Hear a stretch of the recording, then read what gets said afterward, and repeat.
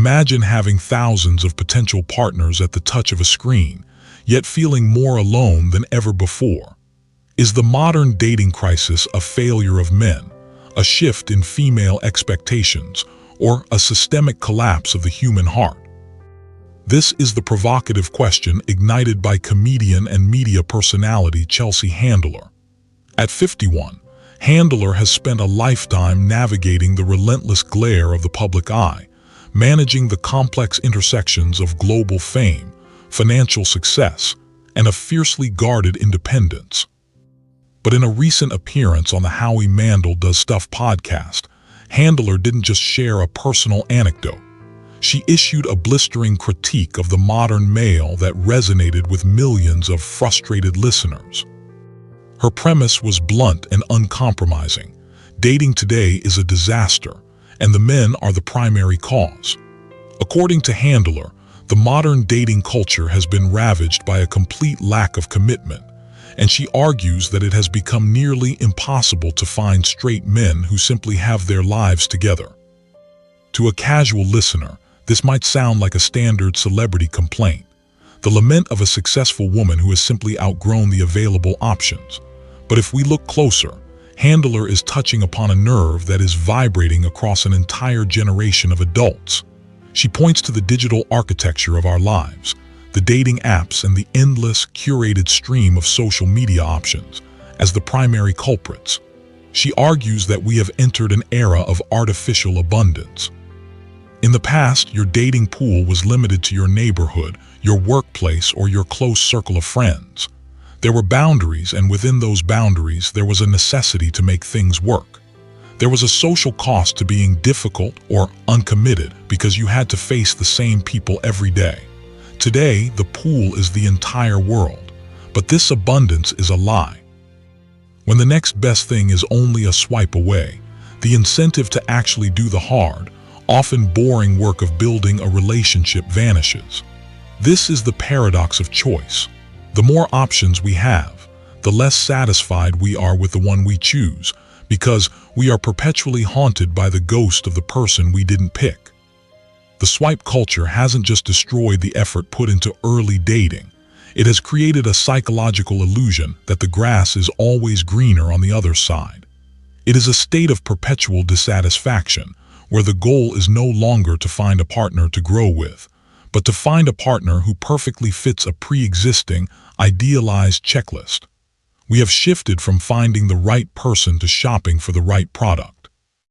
We treat human beings like software updates, always waiting for the next version that promises more features, better aesthetics, and fewer bugs. We have forgotten that the beauty of a relationship lies in the imperfections and the shared struggle to overcome them. Instead, we seek a frictionless experience, and in doing so, we remove the very friction that creates a real bond. We are chasing a phantom of perfection that exists only in a filtered profile. But here is where the narrative becomes complex and contradictory. While Handler laments the lack of quality men, she simultaneously admits that she herself is not looking to be tethered to a single person. She describes her current state as dabbling in different areas of her life. This creates a fascinating and perhaps telling paradox. A high-status individual demanding a high-standard partner, while simultaneously refusing to adhere to the very commitment those partners are accused of lacking. It raises a critical question for the modern era. Are we actually looking for partners, or are we looking for the validation of a perfect partner who doesn't actually exist, so that we never have to risk the vulnerability of a real relationship? If we keep the standards impossibly high and the commitment impossibly low, we protect ourselves from failure, but we also guarantee a lifetime of solitude. We create a fortress of independence that eventually becomes a prison of loneliness. This friction is most evident when we examine the intersection of professional success and romantic fulfillment. Handler notes that she frequently meets badass, high-achieving women, women with powerful careers, significant wealth, and independent lives, who all share the same frustration. They cannot find a man who matches their level. On the surface, this is a story of female empowerment, the ultimate victory of the girl boss era. But beneath that surface lies a complex biological and sociological tension that the modern world has not yet resolved. For many high-earning women, the dating pool effectively shrinks as their success grows. This is the dating down dilemma. There is often a lingering, subconscious desire to find a partner who provides a sense of security or leadership, even if the woman is already the primary breadwinner. When a woman's professional status exceeds that of the men she is dating, a friction develops. Men, meanwhile, are often caught in a contradictory loop of expectations.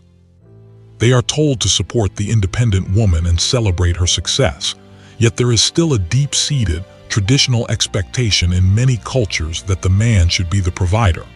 When the woman is the one providing, some men feel a loss of identity, a perceived emasculation that they don't know how to process. Simultaneously, some women feel a loss of the traditional romantic dynamic they were taught to crave. We are essentially trying to run 21st century relationships on 19th century biological hardware.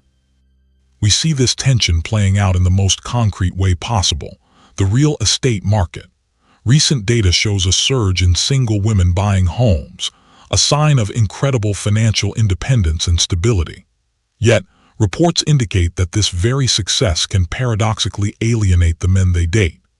Imagine a world where a woman's ability to secure her own future is seen by some as an asset, but by others as a threat to their masculine ego. It is a bizarre psychological crossroads where the breadwinner role is being eroded by economic reality, but the psychological need for that role hasn't disappeared. We are attempting to build a new society on top of old instincts, and the result is a house that feels unstable for everyone involved. The man is told to be a partner, but he wants to be a hero. The woman is told to be independent, but she wants to be cherished. When these two needs clash, the result is often a stalemate. This leads us to what many men describe as the humiliation ritual of the dating app. For the average man, the experience of the digital market is often one of invisibility and rejection. The app is not a meeting place. It is a high-efficiency filter where the top 1% of men receive the vast majority of attention, leaving the other 99% to fight for scraps. While women may feel overwhelmed by a quantity of low-quality options, men often feel the crushing weight of a lack of options. The process becomes a grueling exercise in persistence and failure. This has led to a secondary crisis. A growing number of men are simply opting out. They are retreating from the game entirely, choosing the loneliness of isolation or the comfort of digital fantasies over the humiliation of the digital meat market. When a man feels he can no longer provide the value that the modern market demands, he doesn't just stop dating. He often stops investing in himself, creating a downward spiral of withdrawal and bitterness. When we combine this with the shift in life milestones, the picture becomes even bleaker. There is a growing segment of the population that has spent their 20s and 30s avoiding commitment, prioritizing career growth, travel, and personal freedom. But as they hit their 40s and 50s, they find that the muscle of commitment has atrophied. Commitment is a skill. It is the ability to negotiate, to compromise, and to stay when the initial spark of infatuation fades. But you cannot spend 20 years practicing the art of the exit strategy and then suddenly expect to know how to build a foundation. The pattern of dabbling, of dating and sleeping with people only to flee the moment things become serious, becomes a repeatable cycle. Eventually, the cycle becomes the identity. You are no longer a person looking for love. You are a person who is good at dating.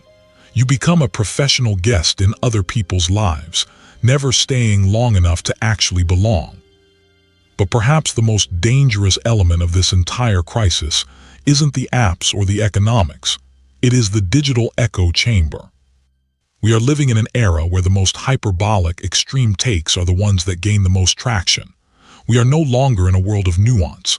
We are in a world of gender wars.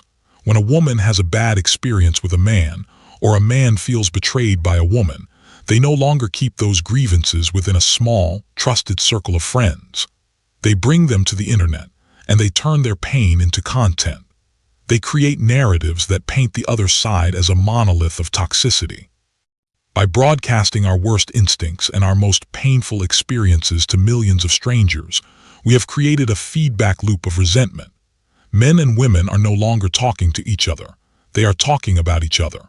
We are giving our worst impulses a global megaphone, and in doing so, we are poisoning the well for everyone else. A single viral clip of a toxic man or a demanding woman becomes the representative for their entire gender. We are told that the opposite sex is the enemy, and that the search for a quality partner is a fool's errand. We are conditioned to enter the first date not with curiosity, but with a defensive shield, waiting for the other person to prove that they are the problem we've seen on our feeds. We are not looking for a partner. We are looking for evidence that our biases are correct. We have replaced the possibility of a connection with the confirmation of a prejudice. This is the tragedy of the modern dating market. We have more access to people than at any point in human history, yet we have never felt more alone. We have the tools to find anyone anywhere, but we have lost the ability to stay. We have replaced the slow, rewarding process of getting to know a human being with the fast, dopamine-driven hit of a digital match. We have traded depth for breadth, and in the process, we have lost the art of compromise. We have mistaken accessibility for intimacy, believing that because we can reach anyone, we are connected to someone. So where does this leave us? Is Chelsea Handler right? Are men the problem, or are women the problem? The truth is that neither gender is the problem. The problem is the framework. We are trying to apply ancient biological needs, the need for security, the need for partnership, the need for a family, to a digital, hyper-individualistic system that was designed for consumption, not connection. We are trying to find a tradwife or a provider in a world where the economy requires both partners to work exhaustive hours just to afford a mortgage. We are trying to find quality in a marketplace that rewards quantity. We are essentially trying to buy a handmade, heirloom piece of furniture from a vending machine. We are caught in a transition period. We are moving away from a world where roles were clearly defined, but we haven't yet figured out how to define ourselves without those roles. The result is a state of perpetual confusion. We want the independence of the modern era, but we still crave the stability of the old era. We want to be boss babes and high-value men, but we forget that a relationship isn't a business merger. It's a human connection. It requires the one thing that the modern world hates, the willingness to be inefficient, to be vulnerable, to be bored, to stay when it's not convenient. It requires the courage to be seen in all our mediocrity and to be loved anyway. The solution isn't to blame one side of the divide. The solution is a return to a form of emotional symbiosis. It is the admission that standards are important, but that perfection is a lie told to us by algorithms. It is the understanding that a relationship is not something you find in a perfect, prepackaged state, but something you build through a series of difficult, unglamorous, and often frustrating compromises. It is the realization that the person who fits your checklist perfectly is likely a ghost, but the person who challenges you to grow is a human. Until we stop treating our partners like products to be upgraded and start treating them like humans to be understood, the crisis will only deepen. The grass will always look greener on the other side, not because it is, but because we are too busy looking through a screen to actually plant anything where we stand. We have become a society of observers, watching other people's lives and criticizing other people's relationships, while our own hearts remain dormant in the glow of a smartphone. We have prioritized the search for a perfect partner over the development of becoming a partner worth having. The crisis between men and women is not a conflict of hate, but a conflict of unmet expectations. We are all searching for a way to be seen and valued in a world that treats us as disposable. We are all looking for that one person who makes the noise of the digital world fade away. But that person isn't found in a swipe. They are found in the moments where we put the phone down, lower our shields, and admit that we are just as scared and lonely as the person sitting across from us. Only then can we stop being the problem and start being the solution. Only then can we move past the accusations and the gender wars to find the one thing the apps can never provide: a genuine, unfiltered, and enduring human connection.